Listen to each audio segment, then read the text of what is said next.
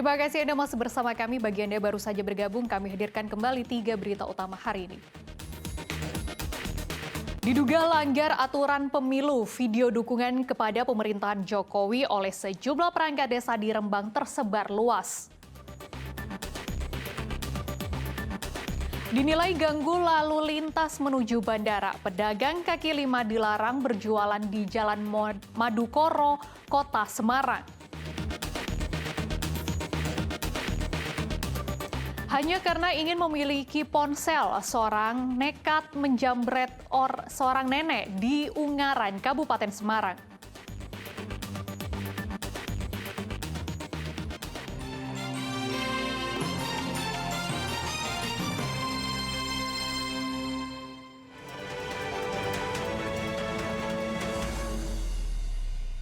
Meski sudah disosialisasikan, pelanggaran pemasangan alat peraga kampanye masih ditemukan. Tak sedikit APK milik caleg hingga paslon Capres-Cawapres dicopot di ruas jalan protokol Kabupaten Sragen. Satu persatu alat peraga kampanye yang dipasang tanpa mengindahkan aturan di Jalan Protokol Kabupaten Sragen dicopot. Begitu juga APK yang dipasang di pohon, tiang listrik, dan tiang telepon. Mayoritas alat peraga kampanye yang melanggar aturan adalah milik dari paslon Capres-Cawapres dan juga caleg. Banyaknya alat peraga kampanye yang terpasang di lokasi yang dilarang ini disesalkan Bawaslu Sragen, sebab aturan pemasangan APK telah disosialisasikan kepada parpol maupun caleg sebelum kampanye dimulai, tetapi masih saja dilanggar. Jadi jalur protokol kita sisir semua, APK-APK yang melanggar begitu. Yang melanggar yang mana saja? Sesuai dengan Pergub 47 dan juga SK KPU 147 itu ada lokasi-lokasi yang tidak boleh dipasang APK, seperti menempel di pohon, menempel di tiang-tiang listrik, tiang-tiang telepon. Nah, itu kan tidak diperkenankan. Alat-alat peraga kampanye yang ditertibkan dibawa dan disimpan di kantor Satpol PP dan Kecamatan. Caleg atau parpol yang masih membutuhkan alat peraga kampanye yang dicopot bisa mengambilnya di kantor Satpol PP dan Kecamatan. Heri Prasetyo melaporkan dari Sragen. Satu partai politik di Kabupaten Blora tak melaporkan dana awal kampanye ke Komisi Pemilihan Umum Blora. Alhasil partai tersebut dikenai sanksi pembatalan sebagai peserta pemilu di wilayah Kabupaten Blora.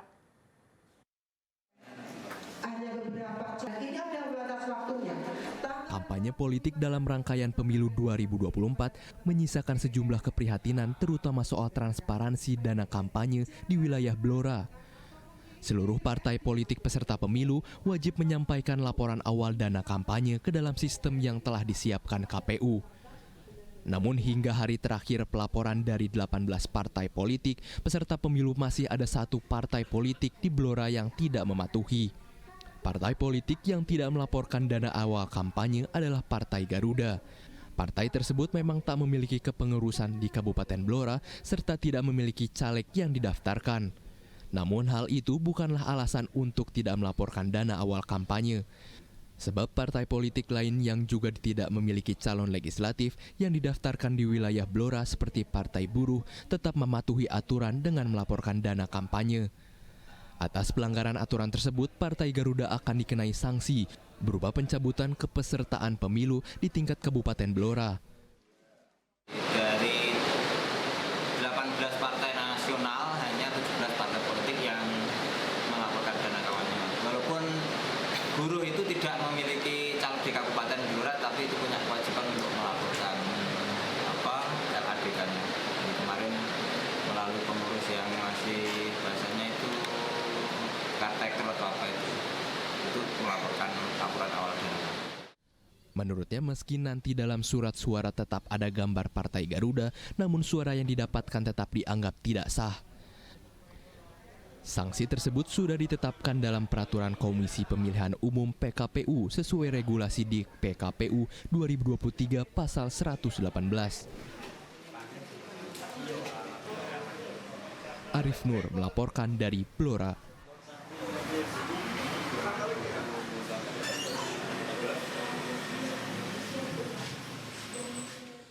Video berisi dukungan kepada pemerintahan Presiden Jokowi oleh sejumlah kepala desa dan perangkatnya di Rembang tersebar di masyarakat. Video yang dinilai melanggar aturan pemilu itu akhirnya diselidiki Bawaslu Rembang. Rekaman ini menunjukkan kepala desa dan perangkatnya dari 6 desa di Rembang yang menyatakan dukungannya kepada Presiden Joko Widodo dalam pemilu 2024 mendatang. Kumpulan video dukungan para perangkat desa ini tersebar luas di masyarakat dan sampai ke tangan Bawaslu. Video berdurasi 1 menit 39 detik ini akan diselidiki oleh Bawaslu Rembang. Pihaknya meminta waktu untuk mengungkap kebenaran dan motif dukungan yang diucapkan para perangkat desa itu. Saya nggak berani berasumsi ya, harus melakukan satu kajian terlebih dahulu. Nanti kalau sudah kita lakukan kajian terhadap aturannya, baru kita berani berstatement. Satu mekanisme di internal harus kami melakukan uji terhadap video itu. Tidak berani lah ngira-ngira asumsi itu salah apa enggak. Sesuai aturan, pejabat daerah termasuk perangkat desa dituntut netral dalam penyelenggaraan pemilu 2024. Namun dalam kenyataannya, ditemukan sejumlah pelanggaran yang dilakukan. Arif Nur melaporkan dari Rembang. Masa kampanye tinggal 3 minggu lagi. Setiap paslon, capres-cawapres hingga partai pengusung terus memanfaatkan strateginya untuk bisa menang pada 14 Februari mendatang. Seperti apa kegiatan mereka? Berikut liputannya.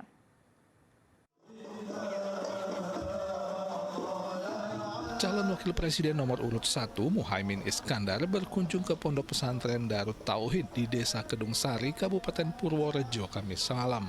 Kedatangan Caimin untuk menghadiri Haul Akbar Ummuna Haja Umi Kulsum Thoifur, kedua istri dari salah satu ulama sepuh Nusantara, Kiai Haji Thoifur Mawardi.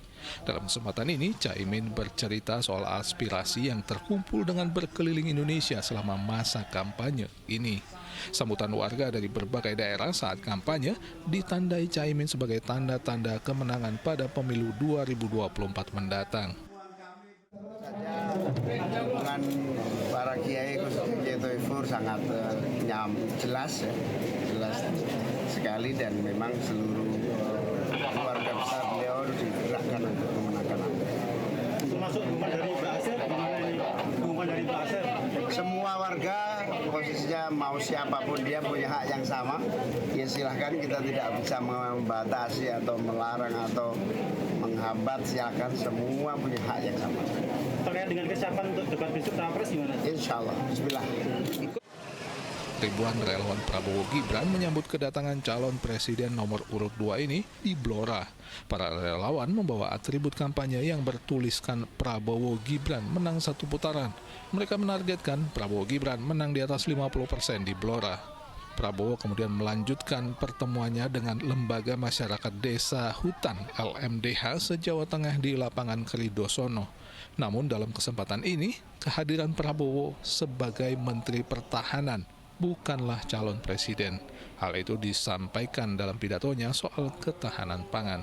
Karena saya di sini diundang sebagai Menteri Pertahanan, saya tidak boleh terlalu pidato yang mengarah ke kampanye.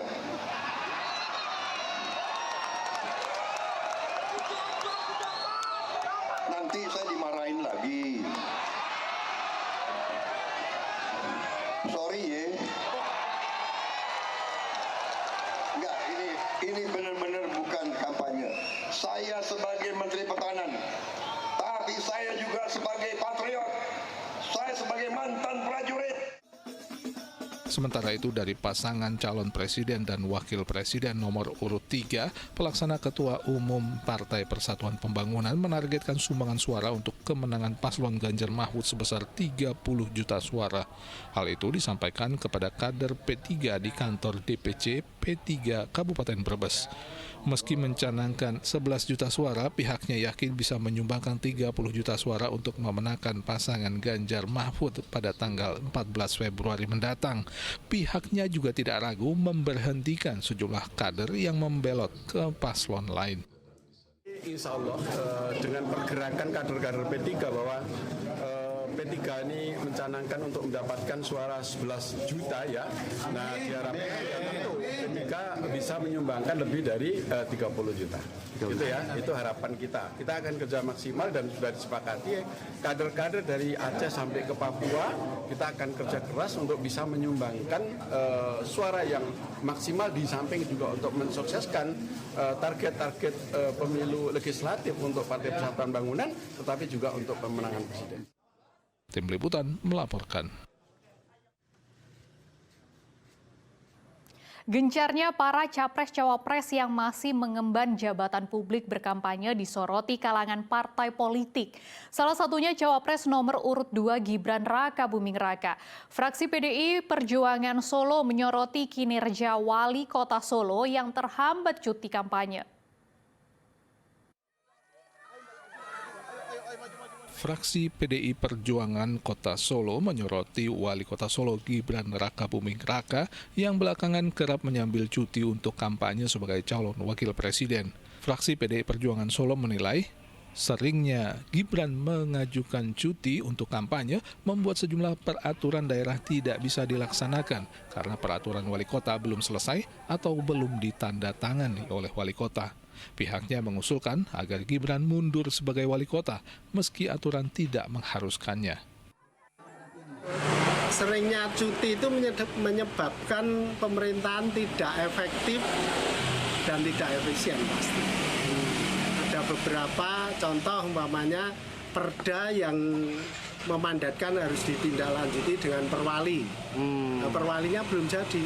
Kalau perwalinya belum jadi, ya perdanya sama saja tidak bisa operasional. Kok rasanya lebih bagus Pak Wali Kota mengundurkan diri ya, mengundurkan diri supaya bisa fokus. Menanggapi kritikan fraksi PDIP Solo tersebut, Wali Kota Solo itu hanya berkomentar singkat. Putra sulung Presiden Joko Widodo itu menanggapinya dengan diplomatis. Pengajuan usulan untuk Mas Wali mundur dari wali kota, tanggapannya apa? Terima kasih untuk masukannya, Pak. Terus ada tanggapan lain mungkin Mas tentang itu, Mas? Terima kasih untuk masukannya. Karena kan banyak katanya perda dan juga perwali yang bisa segera dikerjakan, Mas. Ya, nanti kami evaluasi. Sudah ditandatangani Mas, perda itu, Mas? Ya, segera ya. Dalam 2 pekan terakhir, Gibran mengambil cuti 3 hari di hari kerja untuk berkampanye. Padahal di masa awal kampanye, cawapres nomor urut 2 ini tidak mengambil cuti dan hanya berkampanye di akhir pekan. Heri Prasetyo melaporkan dari Solo.